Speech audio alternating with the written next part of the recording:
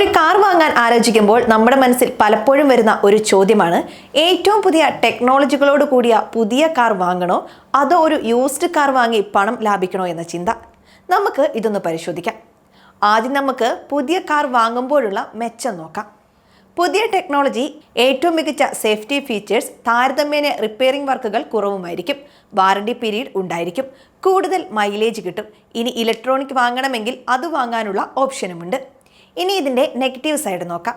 ഒരു വണ്ടി ഷോറൂമിൽ നിന്ന് പുറത്തിറക്കിയാൽ അപ്പോൾ തന്നെ അതിൻ്റെ വാല്യൂ 1 ലക്ഷം കുറയുമെന്ന് തമാശയ്ക്ക് പറയാറുണ്ട്.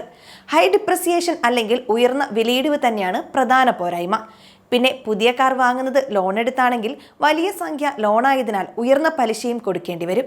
ഇനി നല്ല പോപ്പുലർ മോഡലുകളാണെങ്കിൽ നമ്മൾ കുറേയധികം സമയം കാറിനായി കാത്തിരിക്കേണ്ടിയും വരും.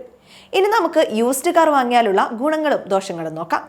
ഏറ്റവും വലിയ ആകർഷണം എന്ന് പറയുന്നത് വിലക്കുറവ് തന്നെയാണ്. പിന്നെ നമുക്ക് എന്തെങ്കിലും ആവശ്യം വന്ന് അത് വിൽക്കേണ്ടി വന്നാലും പുതിയ വണ്ടി വിൽക്കുമ്പോൾ ഉണ്ടാകുന്ന വിലക്കുറവ് ഉണ്ടാകില്ല. ലെസ് ഡിപ്രിസിയേഷൻ ആണെന്ന് ചുരുക്കം. പിന്നെ അധികം കാത്തിരിക്കുകയൊന്നും വേണ്ട. കണ്ട് ഇഷ്ടമായാൽ അപ്പോൾ തന്നെ വാങ്ങാനും സാധിക്കും.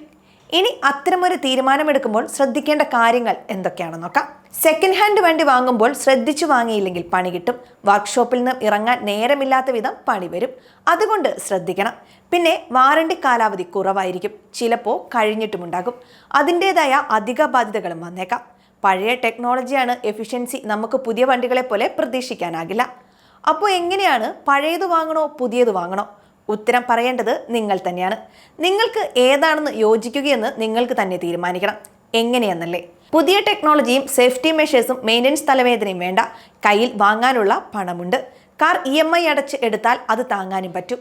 അടുത്തൊന്നും അത് വിൽക്കാനും പ്ലാനില്ലെങ്കിൽ നിങ്ങളെപ്പോലെയുള്ളവർക്ക് പുതിയ കാർ തന്നെയാണ് നല്ലത്. എന്നാൽ പണത്തിനനുസരിച്ച് മൂല്യം വേണം. പുതുമയ്ക്ക് വേണ്ടി കുറേയധികം പണം കൊടുക്കാനില്ല.